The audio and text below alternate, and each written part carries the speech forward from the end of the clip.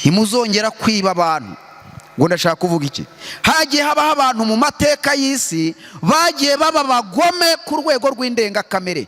Hano rero bazanye n'undi muntu witwaga Antiyokusi, hari n'undi muntu witwa Nero wabayeho mu mateka y'isi, hari n'undi muntu witwaga Hitileri, nawe mu kinyejana cyabayeho yabayeho ari umuntu mubi kandi uteye ubwoba. Hari n'undi muntu witwaga Herode. Abo bantu bose bafite amateka. Reka mpere nko kuri Nero. Nero yabayeho mu mateka, yica abantu b'Imana bamwe baziza gusenga. Nero niwe wishe Pawulo. Munsi umwe Nero, mushiki we bavukana mu nda kwa se na nyina, yamuroteye inzozi, aramubwira ati mwami nyagasani, uzi ko narose wavuye ku bwami? Nero ngo ari mu bantu bakundaga icyubahiro cy'ingoma cyane, yakundaga ubwami, yakundaga ubuyobozi. Igihe mushiki we bavukana mu nda kwa se na nyina yamubwiraga ati naryamye ninjoro ngiye kubona mbona wakuwe ku ngoma, arangije aramubwira tugize ngo iki? Ati narose wavuye ku bwami ntukiri umwami.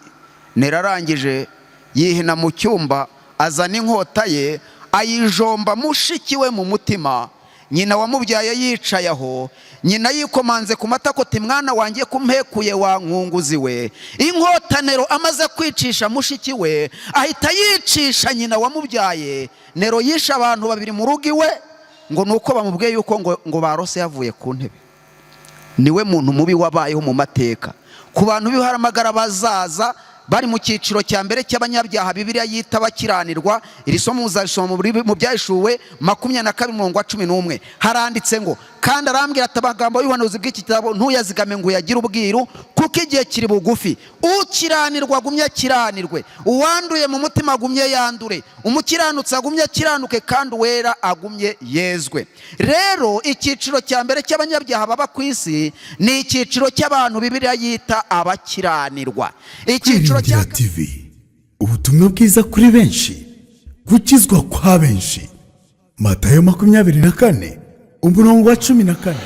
Sashimwe, mumeze neza? Gira gutya turebe. Aha, ongera ugire gutya turebe. Okay, Imana ishimwe. Ndabona abantu mutera kuka. Nyagasani Yesu yabarinze, Uwiteka ahabwa icyubahiro. Murumva ukuntu iyi sabato yaryoshye?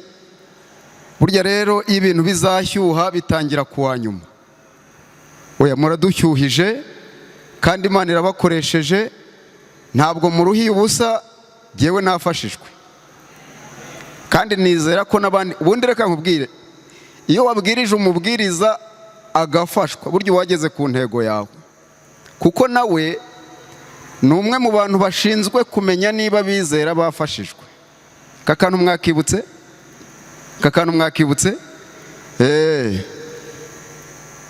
Rero ndashima Imana ko muri uyu mugoroba twongeye kugira umugisha n'amahirwe yo kuboneka ahangaha kugira ngo twige ijambo ry'Imana.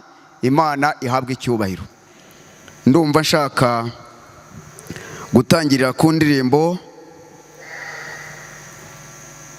Ndagira ngo uriya muvandimwe ari ndimo shaka gucuranga gato nkayivugaho bike, ubundi narangiza tukigana isomo. Reka Yesu araseka, ahubwo handitswe ngo Yesu ararira, ibiriza umukiza. Si ibyo bituriza, ahubwo turarizwa no kubura amafaranga. Ibibazo bitugose nibyo bituriza, twari dukwiye kurizwa n'ibiri muri ubugingo. Uru rupfu ntirubakange, surwa nonaha. Inzara yo ntimuyitinye, bene Adamu baranoga. Umusozi uterera cyane n'uruti Gologota, nawe abashaka umutwe wawe nayo banazazuka.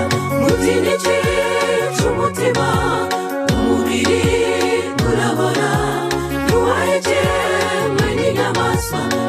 Yesu nazazuka.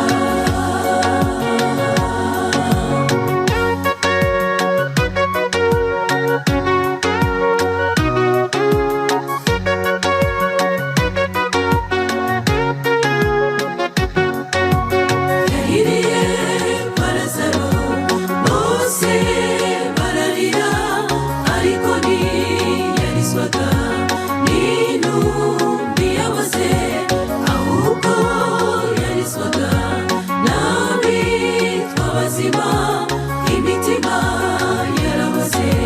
Bari bakeneye gusuka igitare ntikiveho, tubone natwe agakiza, twari dukwiye kurizwa n'ibiri muri ubugingo. Uru rupfu ntirubakange, si urwa nonaha, inzara yo ntimuyitinye, bene Adamu baranoga. Umusozi uterera cyane n'uruti Gologota, nawe abashaka umutwe wawe na Yohana azazuka. Mutinye cyica umutima, umubiri urabora, ntiwahegenwe n'inyamaswa, Yesu nazazuka.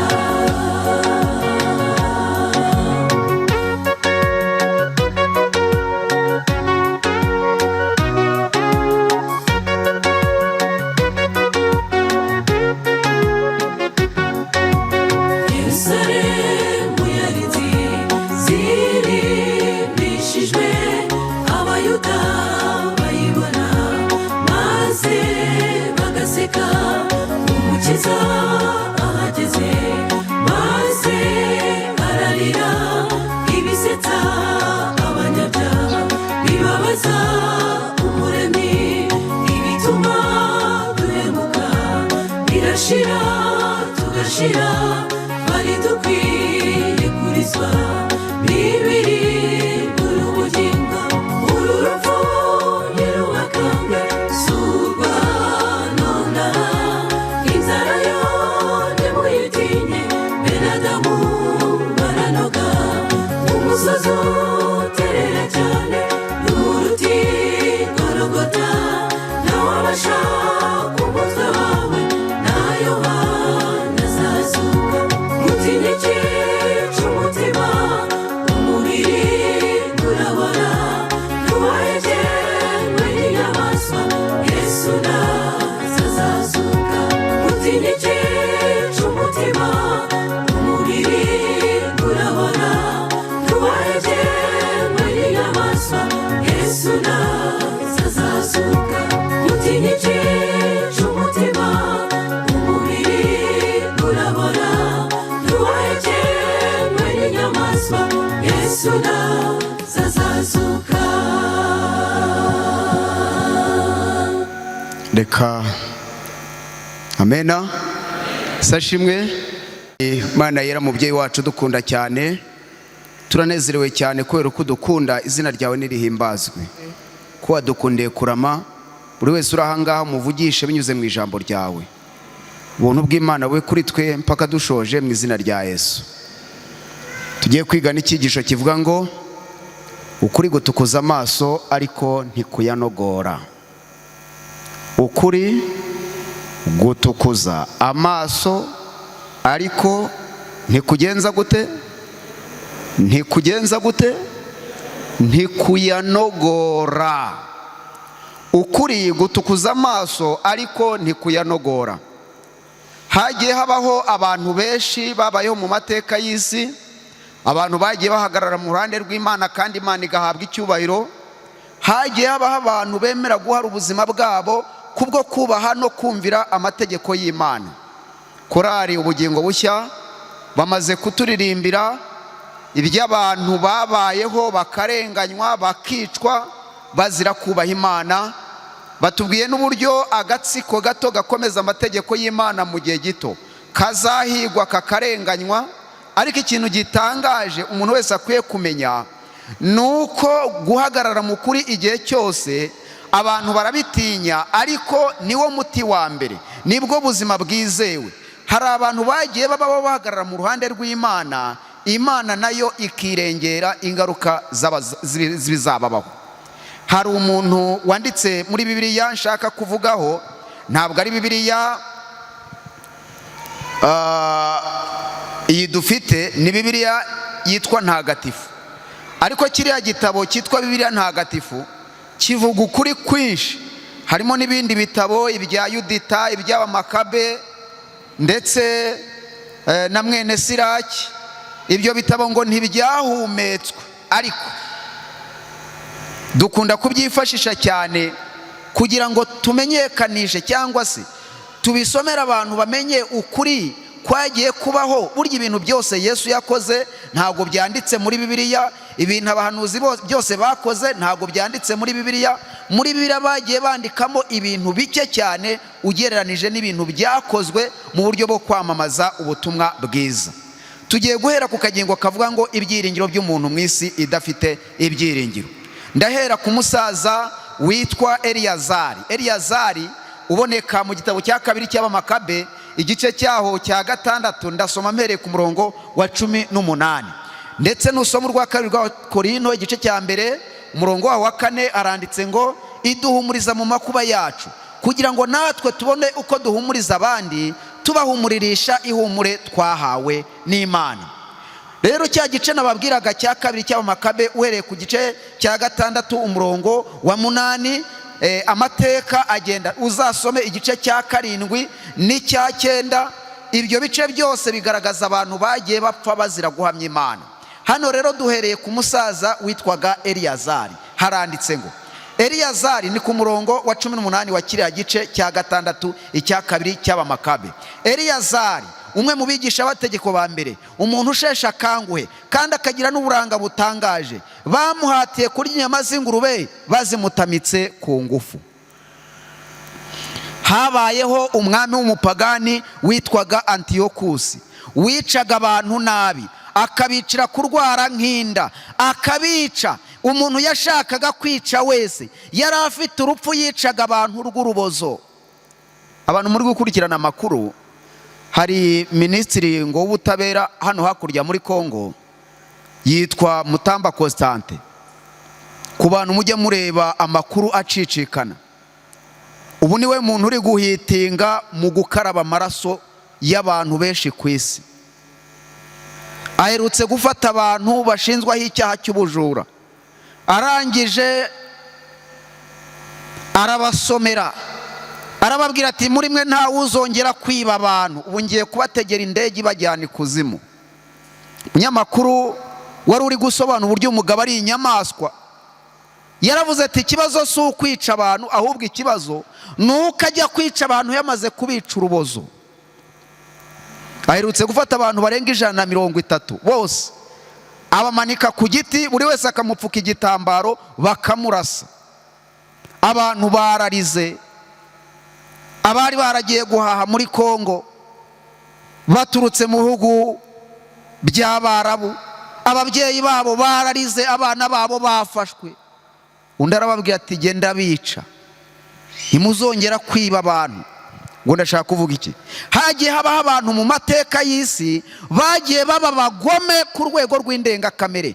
Hano rero bazanye n'undi muntu witwaga Antiyokusi, hari n'undi muntu witwa Nero wabayeho mu mateka y'isi, hari n'undi muntu witwaga Hitleri, nawe mu kinyejana cyabayeho yabayeho ari umuntu mubi kandi uteye ubwoba.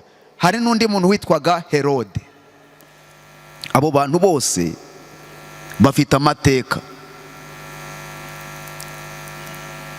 Reka mpere nko kuri Nero. Nero yabayeho mu mateka, yica abantu b'Imana bamwe baziza gusenga.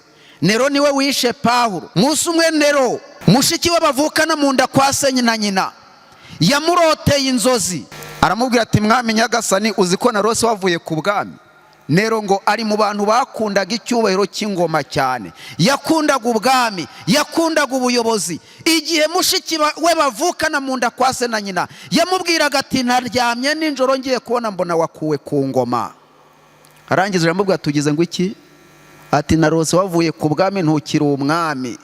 Nero arangije yihina mu cyumba azana inkota ye ayijomba mushiki we mu mutima. Nyina wamubyaye yicaye aho, nyina yikomanze ku matako ati mwana wanjye kumpekuye wa nkunguzi we. Inkota Nero amaze kwicisha mushiki we ahita yicisha nyina wamubyaye. Nero yisha abantu babiri mu rugo iwe ngo nuko bamubwiye yuko ngo barose yavuye ku ntebe. Niwe muntu mubi wabayeho mu mateka. Ku bantu biharamagara bazaza bari mu cyiciro cya mbere cy'abanyabyaha Bibiliya yita abakiranirwa. Iri somo muzasoma mu Byahishuwe 22:11 haranditse ngo kandi arambwira ati amagambo y'ubuhanuzi bw'iki gitabo ntuyazigame ngo uyagire ubwiru kuko igihe kiri bugufi. Ukiranirwa agumye akiranirwe, uwanduye mu mutima agumye yandure, umukiranutsi agumye akiranuke, kandi uwera agumye yezwe. Rero icyiciro cya mbere cy'abanyabyaha baba ku isi ni icyiciro cy'abantu Bibiliya yita abakiranirwa. Icyiciro cya kabiri cy'abanyabyaha baba ku isi ni icyiciro cy'abantu Bibiliya yita abanduye mu mitima. Icyiciro cya gatatu cy'abantu baba ku isi ni icyiciro cy'abantu Bibiliya yita abakiranutsi. Icyiciro cya kane ni icyiciro cy'abantu Bibiliya yita abezwa. Muri ibi byiciro uko ari bine, buri muntu wese utuye ku isi agira icyiciro abarirwamo. Impamvu icyiciro cya mbere ari icy'ibiharamagara, ba Nero, ba Antiyokusi, abangaba ba Hitireri n'abandi bagiye babaho mu mateka, n'uwo witwa Constante maze kumuvugaho. Iki cyiciro ni icyiciro cy'abantu b'ibiharamagara bagiye bakora ibyaha bakumva bakoze ibyo bagombaga gukora. Icyiciro cya mbere cy'aba bantu ni abanyabyaha bakora ibyaha bakumva biri mu burenganzira bwabo, ahubwo bakumva kutabikora ni amakosa yabo. Bene uwo nguwo ni wa muntu ukubwira amagambo mabi akagerekaho n'ibitutsi, yarangiza akakubwira ati ibinkubwege byanigaga nawe ubyangarane. Mu yandi magambo akakubwira ati ubu ngize umugisha, ndumva nduhutse ari uko mbikubwiye, ndarara neza. Abo ni abantu Bibiliya yita abakiranirwa. Ni icyiciro cya mbere cy'abanyabyaha bakora ibyaha bakumva biri mu burenganzira bwabo, bakumva bari kwikura ihwabiri bajomba kugira ngo baruhuke mu mitima. Icyiciro cya kabiri ni icyiciro cy'abantu banduye mu mutima. Bo ni icyiciro cy'abantu baretse ibyaha by'ibigaragara basigarana ubwandu bwo mu mutima. Ni ihungabana bahora batezwa n'imitima yabo. Bashobora kuba ari abantu b'imfura n'inyangamugayo, ariko bakagira ikintu cyitwa icyoba bahorana mu mibereho yabo. Ni ijwi rihora ribavuguruza, ribashwaza, ribaca intege, ribabwira ko nta kintu bazageraho, ahubwo agahorana ikintu cy'icyoba muri we, cyane ubwo bwoba buzamuka iyo higishijwe ubuhanuzi. Uwo muntu aba yanduye mu mutima. Wa gatatu ni umuntu Bibiliya yita umukiranutsi. Bo ntabwo ndi bubatindeho, ahubwo icyiciro cy'abakiranutsi, hari abakiranutsi bazajya mu bwami bw'Imana, hari n'abakiranutsi batazabubona baguye ku ntambwe yo gukiranuka, ariko batigeze bagira amahirwe yo kwezwa kuko utejejwe atazareba umwami Imana. Umuntu witwaga Sawuli yapfuye ari umukiranutsi w'Imana, yari yarahawe umutima mushya. Nimugoroba ni ibintu nigishije ngo Sawuli yari yarahawe umutima mushya, ariko yaje kugwa abivamo. Hari ingero nyinshi cyane z'abantu bagiye bahabwa mwuka wera nyuma barangiza bakagwa bakabivamo. Hari umuntu mu gitabo cy'umugenzi bise uwari uri mu kazitiro k'icyuma, nawe yari yarahawe mwuka wera, nawe yigeze yaba umukiranutsi nyuma aragwa abivamo. Niyo mpamvu nasomye amagambo avuga ngo gukiranuka kwa none ntabwo ari ingwate y'ejo. Uyu munsi twaje gushaka umwuka w'Imana ugomba kutubeshaho ibijyanye n'umugoroba twinjiyemo. Ejo nudasenga umunsi wose ugira ibibi byawo. Mu yandi magambo, niyo mpamvu umuririmbyi avuga ngo numwitegereza uzasa nawe. Iyo urebye ku ruhande gato urayoba. Hari abantu biringira imbaraga z'igihe cyashize, akajya akubwira ati jyewe narasenze ureke none ahangaha. Ntabwo ari byo. Ninde se wabibabeye? Ubu uyu munsi ndamutse nshyize hasi mikoro, ibindi abanyabyaha bakora nanjye nabikora. Ubu uruzitiro mfite ni uko mpora mvuga Imana mu kanwa kanjye, ni uko mpora niga ijambo ry'Imana ngasenga. Nta muntu wicaye hano ufite antibare, nta muntu wicaye hano ufite ubudahangarwa bwo kuba Satani atamuhangara ngo amukoreshe amarorerwa. Buriya uruzitiro ubamo ni uko wubaha Imana kandi ukurikiza amategeko yayo. Ibyo bintu uramutse uvuye kuri uwo murongo wareba ibintu Satani agukorera. Ngarutse aho narindi. Rero Imana yashyizeho ubutumwa kugira ngo murebe umumaro w'ubutumwa bwiza. Ni uko ubutumwa bwiza iyo bugeze mu muntu bumutera guhamya, bumutera guhamya. Abantu benshi bagiye babaho ari abanyakuri. Mukurikirana uyu musaza Eliyazari, umwe mu bigisha amategeko ba mbere, umuntu usheshe akanguhe akagira n'uburanga butangaje. Bamuhatiye kurya inyama z'ingurube bazimutamitse ku ngufu, ariko we ahitamo gupfana ishema aho kubaho mu kimwaro. Arangije yijyana ku bwende bwe aho yagombaga gukubitirwa. Ibi byakozwe na Antiyokusi. Ariko murongo wa 10-20, abanje gucira ibyo bari bamutamitse, mbese abigenza ko intwari zose zemera guhara amagara yazo, aho kurya ibyo biryo bitemewe n'amategeko. Abari bashinzwe gutegura ibyo biryo bitemewe n'amategeko bamujyana hiherereye, kuko bari baziranye kuva kera. Bamugira inama yo gutumiza inyama muzo ataziraga kurya, kandi ngo azitegurire ubwe, bize kuba nk'ahariye inyama z'ibitambo nk'uko umwami yabitegetse. Iki kigeragezo gikomeye mu gihe gito tugiye kuzahura nacyo. Abantu mwiganye, abo musengana, ya nshuti yawe. Burereka nkubwira ikintu cyantangaje. Umuntu wese Satani azibasira, nta muteza umuntu batumvikana. Iyo Satani azakoshya aguteza inshuti yawe magara, wiyumvamo ku buryo utanarabukwa. Buriya niyo mpamvu umuntu ushaka kubona Satani, ntabwo Satani bamushushanya nk'ikintu gifite amahembe. Oya, umushushanya nk'umuntu ufite uburanga bwiza, umushushanye nka marayika w'umucyo. Uyu musaza yaravuze ati, jyewe ntabwo nakubahuka kurya inyama z'ingurube, ntibibaho. Umwami yari yategetse ko umuntu utarya inyama z'ingurube icyo gihe bamucaga ururimi, bakamuca ibirenge, bakamuca ibiganza, bakamwunaho uruhu, bakamukaranga ku gikarayi, amaso y'abantu abireba, akarinda ashiramo umwuka apfa, akarinda ashiramo umwuka agapfa. Bamusabaga ikintu cyoroshye. Ntabwo twebwe tuzasabwa ikintu kiremereye. Abantu bo mu kibaya cya Dura, ikintu byasabwe ni iki? Nebukadinezari araje aravuga ati, umva, ndabizi ko mwubaha Imana, ni mwebwe mwabyitumye kudapfukamira imana zanjye niremeye. Abandi baramubwira bati, mwami nyagasani. Nebukadinezari banamuvuze mu izina. Nta mpamvu yatuma tugusubiza iryo jambo, kandi niba ari n'ibyo ngibyo. Imana dusenga ibasha kudukiza, ariko niyo itabikora ntabwo turi buze gusenga imana zawe wiremeye cyangwa ngo dupfukamire igishushanyo cyawe, ntabwo byakunda. Arangije abajugunya mu muriro, ariko atari abajugunyamo yabahaye andi mahirwe ya kabiri. Yarababwiye ati, noneho sinshaka ko muryama ngo mwubarare. Oya, ndabizi ko mwubaha Imana yanyu, ahubwo kugira ngo mudaca igikuba mu bantu, abantu bakibaza bati byagenze bite? Nimwumva amakondera n'amahembe n'amatsambuka n'amabubura bivuze, icyo nshaka mwubike ibitugu, mwubike ibitugu gusa. Biraza kugaragara neza yuko mwubashye itegeko ryanjye. Kuryamaho ndabizi ko mutabikora. Haranditse ngo buri wese agambirira mu mutima we. Buri wese agambirira mu mutima we, amahembe, amabubura, amasambuka bivuze. Hari abantu bazi ngo bari abagabo bari bahagararanye, nta numwe wari uhagararanye na mugenzi we. Bari mu kibaya cya Dura, umwe yarari nkiriya, nundi yarari nkiriya, nundi yarari nkiriya. Buri wese itegeko ryatanzwe mu mutima we, utige simpfukama. Nta numwe wari wavuganye na mugenzi we ngo dupfukame cyangwa tubyihorere, ahubwo buri wese yagambiriye mu mutima we kudapfukama. Bagiye kubona mu itsinda ry'abantu basigaye bahagaze, Nebukadinezari atangazwa no kuba abo bantu banze gupfukama, kandi buri muntu wese byamujemo ku giti cye. Nuko umwuka wera w'Imana azatera abantu imigabo n'imigambi, nikagenda arobanura abantu mu bandi iteka n'iteka.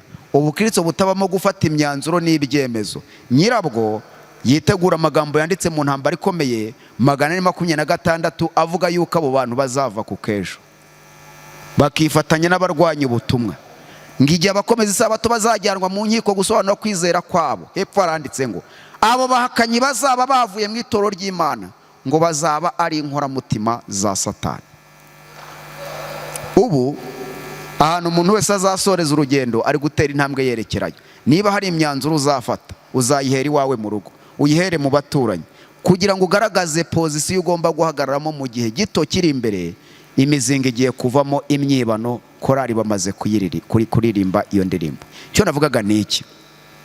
Hano basabye umusaza baramubwira bati ntabwo dushaka yuko urya inyama z'ingurube. Ngo nabo bari biganye kuva kera, nabo bari barakuranye, ngo yari umusaza w'imyaka 90 ndaje mbibasomere. Ariko igitangaje ngo bamukora ivuna baramubwira bati muze kubona umwami yarakaye wakwihanganye ko ari twebwe twahawe ububasha n'ubumenyi bwo kuzirikana tukarobanura abantu mu bandi. Twebwe tugusabye kwitegurira izi nkoko cyangwa izi hene, nitwe turi buze kuba tuzi nyamujyanye ku meza. Ariko icyo dushaka no kugaragara imbere y'umwami Antiyokusi ufite inyama ku isahani, ntabwo ari buze kurota niba atari izi ngurube. Icyo dushaka no kugaragara imbere y'upfumbase inyama. Ngo bamugiriye inama kuko bari baziranye kuva kera. Gishuko gikomeye cyane giturutse ku bavandimwe, abo biganye, abo bakuranye mu rungano rwe. Uzi umuntu utsinda umuvandimwe we yaje arimwo Satani. Uzi umuntu utsinda fiyanse we abadayimoni bamwuzuye, ariko akemera akamuhakanira ati ntabwo nakora iki cyaha kubwo kubaha Imana. Uzi iki kigeragezo? Iyo umuntu agitsinze aba ari inyamibwa mu gihumbi. Abantu benshi yahoze mbwira abakobwa, ndababwira nti buri gihe cyose umusore akubwira ati mpereza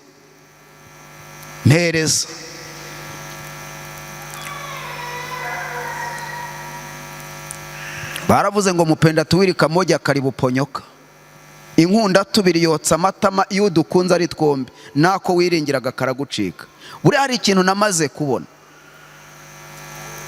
iyo wamaze gutibara n'isaro, wamaze kwandagara mu mvugo y'iki gihe imenyerewe, uganira n'umuntu, abakobwa bafite imvugo baziranyeho, mwakabaza mugenzi we tese wowe barakugangahuye? Ndati narigangahuje. Mama se yabaroga? Mvugo nk'izo ziramenyerewe. Ubwo se mama yabaroga? Ubwo yavuze ngo mama ntago yabaroga, abagaragaje yuko yamaze kumena ibanga byarangiye. Kwibanga aba yararimenye. Ku buryo abantu benshi ngo basigaye batangazwa no kwibaza umuntu ukibaho akiri muzima, ukumva haje n'akabyiniro kavuga ngo umuntu witwa kakiri muzima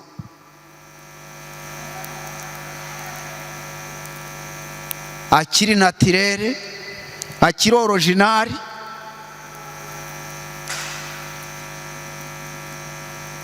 Bene abo bantu ujya kumva abantu barahamije ngo ntago bakibaho. Ariko nizera mu mutima wanjye kaba abantu babaho, ariko benshi baba bafite Imana yabarinze. Icyo navugaga ni iki? Ntabwo guhamya Imana bizashingira ku gihe runaka abantu baba bamaze mu nsengero. Umwanzuro wo guhamya Imana utangira ni ruto. Ni ukubera iki uyu musaza bamusabaga ikintu cyoroshye, yagombaga no kujijisha. Buriya rero itugahisha amabara yawe. Iyo wohisha ibara ryawe biba byamaze gupfa. Iyo wemera ibintu bigendere, iyo ubyanga byawe. Ariko icyo ndashaka kuvuga ni iki? Uyu munsi niba harabayeho jeste ntoya mu mateka y'isi y'umuntu witwaga Antiyokusi wasabwaga kurya inyama z'ingurube gato yarangiza akazi mu gihe gito. Ibya Antiyokusi tubitandukanye n'ibya Covid, ibya Covid tubitandukanye n'ingingo. Icyo nshaka kubivugira ni iki? Ni uko hagiye kuzaba ikigeragezo karundura kidafite aho gihuriye n'ingingo, kidafite aho gihuriye n'ibintu byose twagiye tubona. Ikigeragezo cyo guhagarara kuri kwa Bibiliya, abantu bakumvira Imana bahagaze mu ihame ryo kubahiriza amategeko y'Imana. Isabato igiye kuba ikigeragezo, kandi igiye kuba ikimenyetso kigirwa impaka.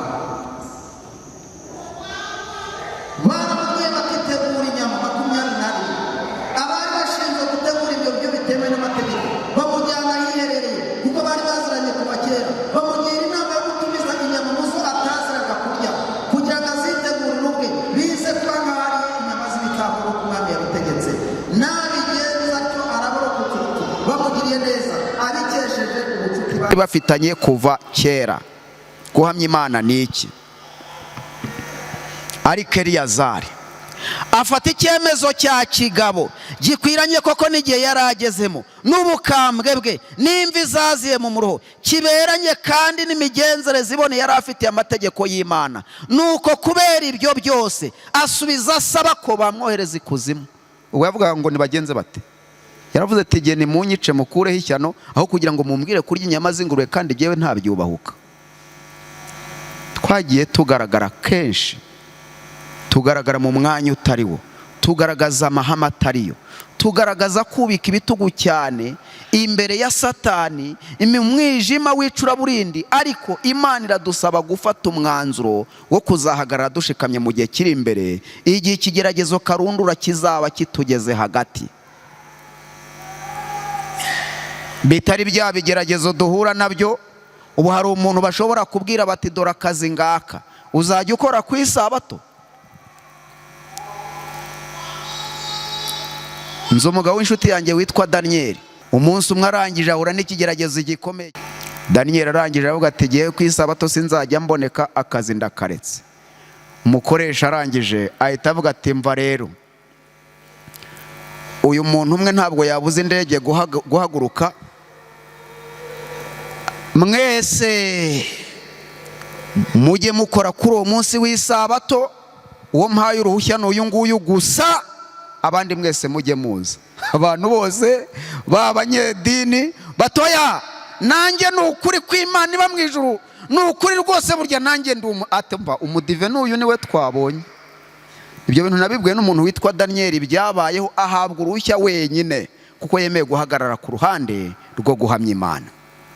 Ntukagaragaza amabara nk'ayo mukororombya. Jya wemera ibintu nibishaka biba ari bibi, cyangwa wemera ibintu nibishaka biba ari byiza. Ntukagahagarare mu mayira abiri. Biriya bintu ni icyaha gikomeye, ni uburyarya. Iyo ukunda guhisha ibara ryawe, gufata umwanzuro birakunanira. No mu myihanire kandi no mu myizerere niyi. Arangije avuga ati aho kugira ngo ndye inyama z'ingurube nimunyohereze kuzivu. Yasabaga ko bagenza bate? Bamwica. Ikintu cyoroshye nko kurya inyama, hepfo gato. Arangije yungama agira ati ntidukwiriye kuryarya n'iyi ngano yacu, hato abenshi mu rubyiruko batavaho bemera ko Eliyazari umukambwe w'imyaka 90 yakira imigenzo y'abanyamahanga, maze nabo bikabaviramo kuyoba bitewe n'ubwo buryarya bwanjye, ngo ngaha ndarwana kuri iyi minsi mike nsigaje imbere. Mbikoze ntyo naba nkururiye ntyo ubwandure n'ikimwaro ubukambwe bwanjye. Byongeye kandi niyo narokoka iki gihano cy'abantu, nabaho cyangwa se napfa, sinazarokoka ikiganza cy'ushobora byose. Umwanzuro w'abakristo mwawumvise? Nabaho cyangwa se napfa, iri pfunwe sinaribana, naba nsigira urugero rubi urubyiruko.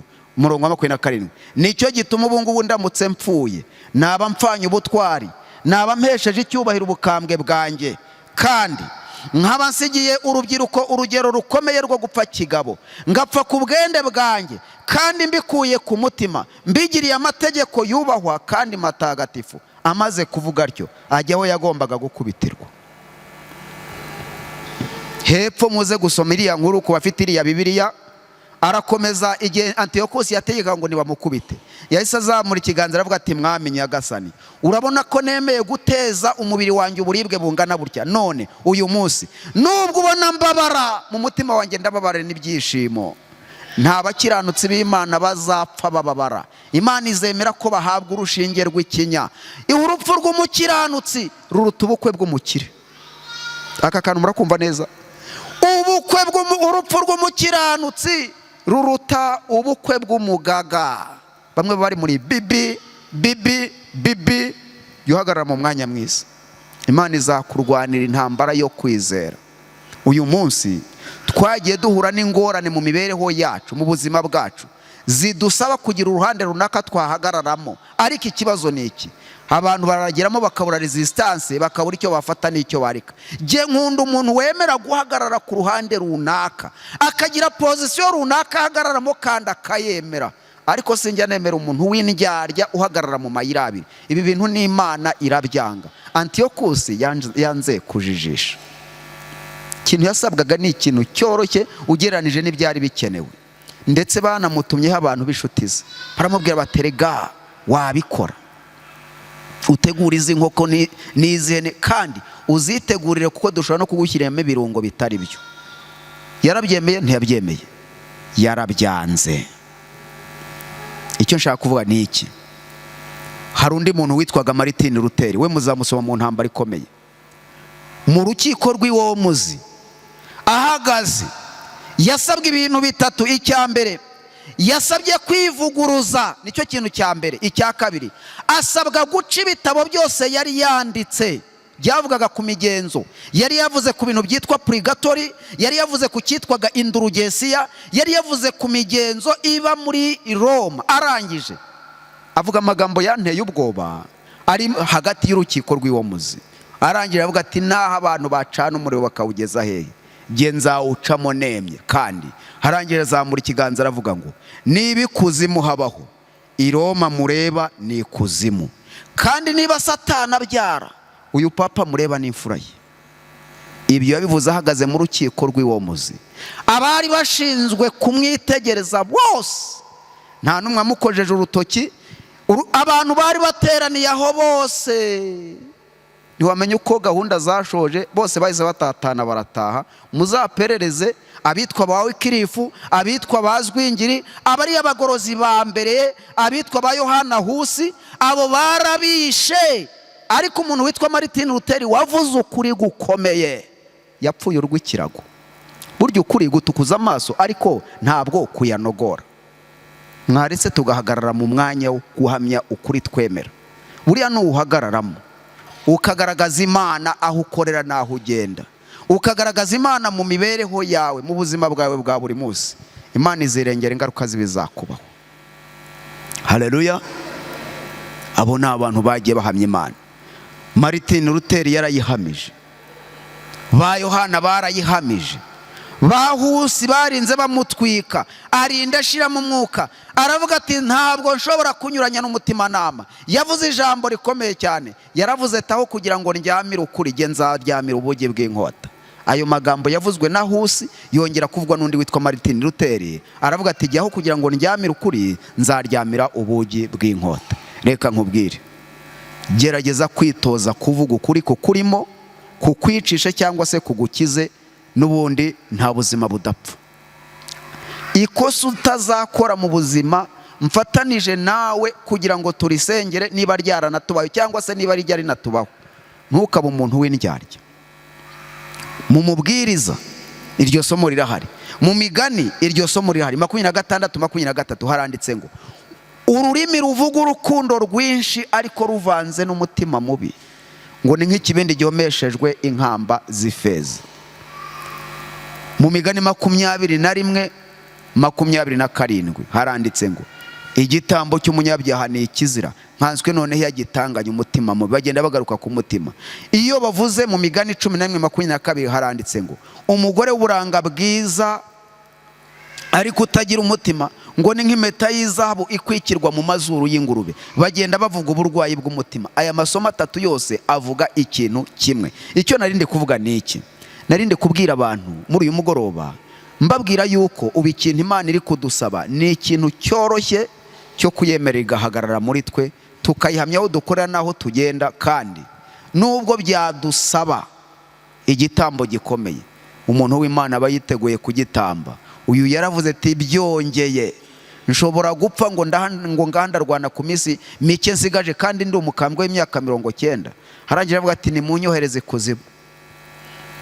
Abitwa ba Polycarpe muzi byababayeho.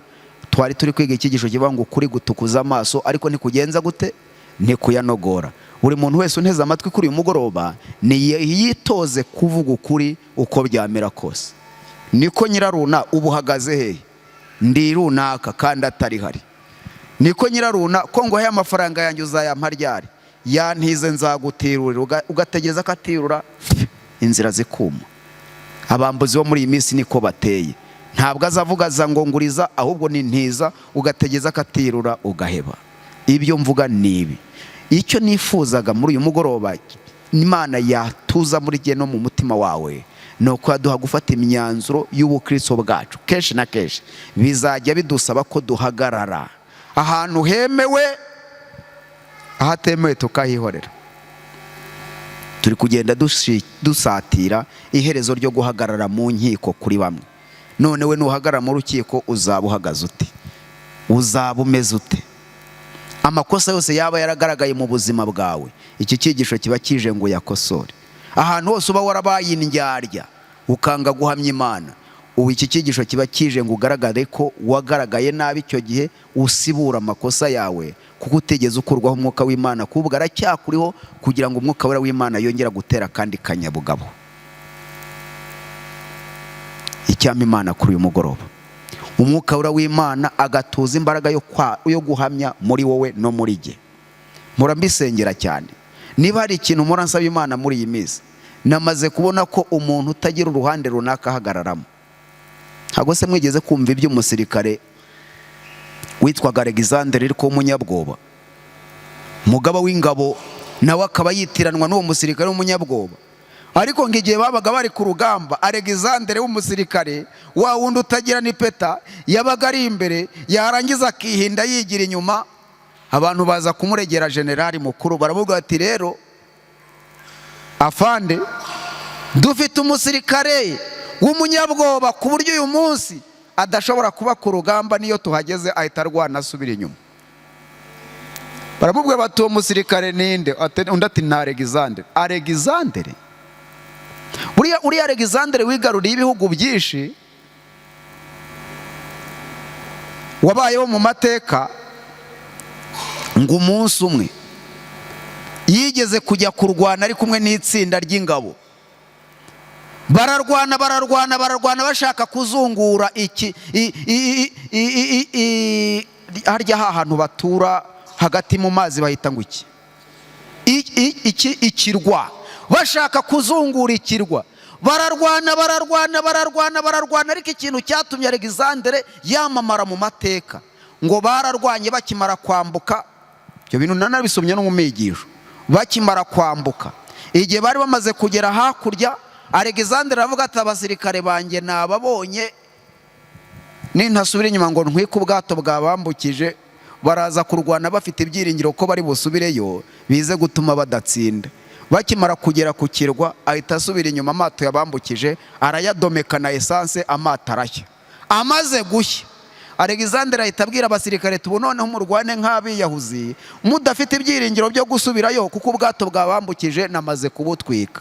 Maze abasirikare bafumyamo, bararwana we, ikirwa barakizungura, biza gusoza imirambo yabo bagiye bica mu kirwa, niyo bambukiyeho. Bahambiraga imirambo 5, umuntu akayicaraho asoza igiharo. Murakizi, barinda basubira iyo bavuye. Nicyo kintu cyatumye amateka b'amateka.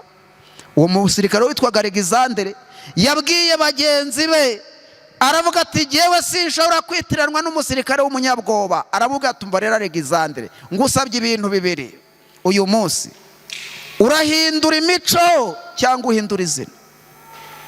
Niba ushaka kwitiranwa nanjye Alexandre wabayeho mu mateka, urareka ubwoba ugumana izina, cyangwa rekura izina ugumana ubwoba bwawe.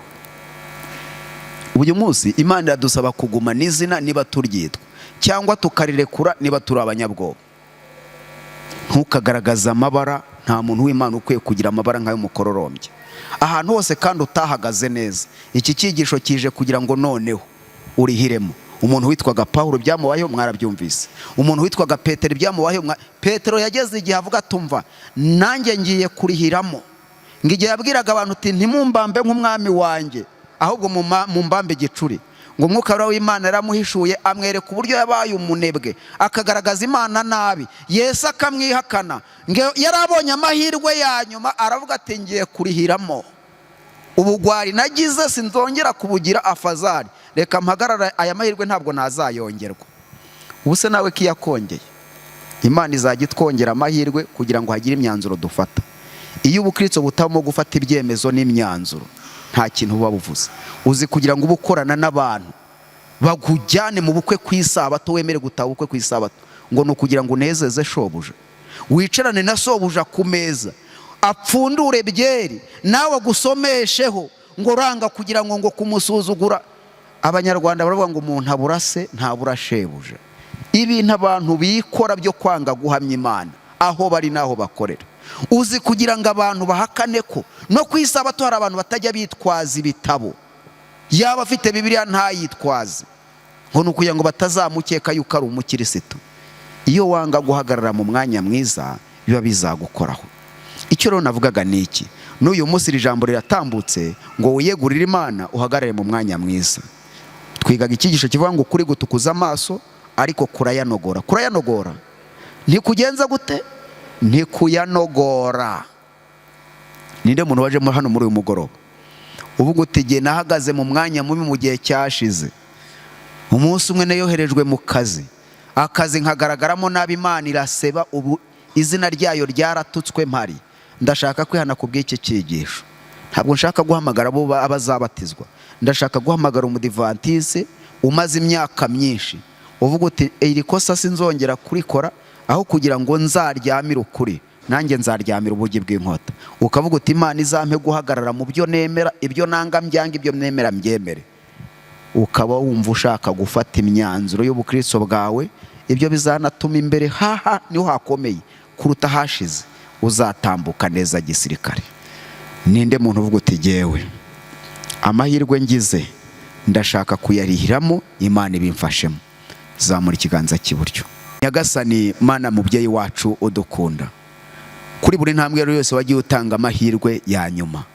Twaragututse ahantu twize, turanagutukisha, warasebye, izina ryawe rirandagara kubera twebwe. Abantu tuvukana barakuvuga kandi ntago bakuvuga neza, abo duturanye barakuvuma kandi nitwe twabiteye, abo twanyuzeho bose twahasize amabara mabi. Twakunze kugaragara mu mayira abiri, uyu munsi amabara nk'ay'umukororombya ntitukiyashaka, turifuza kugaragaza ibara rimwe. Niba turi abakirisitu ubitwemerere kugira ngo uhamirize iyo mbaraga mu mitima yacu. Tuzamuye ibiganza nk'ingabo zitsinzwe. Eliyazari yahagaze mu mwanya mwiza, yemera apfa kigaba ari umukambwe w'imyaka 90. Antiyokusi nubwo yisha abantu nawe yapfuye rubi. Mana, nubwo Satani yadukoresheje ibyaha urabizi ko tutamukunda, ukomeze kuduha guhamya ijambo ryawe no guhamya izina ryawe aho bishoboka. Twakoze mu bigo runaka turagusebya, imiryango tubana nayo twanze kuyerura ko turi abadivantise. Mana, uduhe kugaragaza ibara ryacu. Mwuka wera w'Imana bane natwe mu izina rya Yesu. Mana yacu nziza, nanjye umugaragu wawe ngushimiye cyane ijambo ryawe umaze kutugezaho ritunagura, ritwibutsa ko dukwiriye kuba abo wifuza ko tubaho mu gihe gisa n'iki ngiki. Uhabwe icyubahiro. Mana nziza rero, uko duhagaze imbere yawe twese turatuzi, uzi umutima buri wese, uzi intege nkeya za buri wese. Ndakwingize ngo uturinde kongera gutsindirwa aho twatsindirwaga, ahubwo dushoboze gutsindira aho twatsindirwaga. Kuva none imbaraga yawe twuzure. Uwumvise ijambo ryawe muri uyu mugoroba Data, muri uyu mwanya twazamuyemo ibendera ryawe, uzaturinde Data mwiza kongera gucogora, ahubwo utwuze imbaraga yawe. Kandi utwibutse yuko uko abanaga n'abakurambere banesheje batubanjirije, ariko natwe yifuza kubana natwe. Kandi utwibutse yuko uwo ari w'icyo gihe ubana nabo, ubana n'abanesheje, uko ari we cya gihe n'uyu munsi ari kuri we, maze dushoboze kukwizera. Ni ukuri dukeneye kukwizera by'ukuri, bidushoboze Mana. Kandi uhagurutse wese aho yari yicaye akaba ahagaze, ndagusabye ngo umurebeshe amaso y'imbabazi, twese turebe twitegereze, maze ikiduteye guhaguruka Data ukidutsindire mu izina rya Yesu. Icyo ngicyo cyadutsinze wakimenye, ndakwinginze Data mwiza ngo imbaraga yawe tuyitahane. Kandi umwana wese wakandagiye ahangaha musabye umugisha by'umwihariko. Ndakwinginze ngo ibyiringiro byo kuzabona ubugingo buhoraho kubwo kunesherezwa nawe bitangire gutsika umutima we, maze twese twiringire ko urugamba tuzarusoza neza, tugasangira kuririmba intsinzi y'abera turi mu bikari by'abera. Iyo ndirimbo y'intsinzi Data uzaduhe kuririmbana twese. Turashoje, kumaze gufasha umugaragu wawe wadutumyeho muri ibihe by'ibyumweru bibiri, ukomeze kumwuzuza imbaraga yawe, umwuka wawe ajya akomeza kumukoresha. Kandi data mwiza, ubwo dushobora tukaba dutashye, utahane na buri wese. Ejo uzatugarurira amahoro, dukomeze gusingiza izina ryawe. Ngaho byose uko ushaka, ku bwa Yesu umukiza wacu. Kwiringira TV, ubutumwa bwiza kuri benshi, gukizwa kwa benshi. Matayo 24 umurongo wa 14.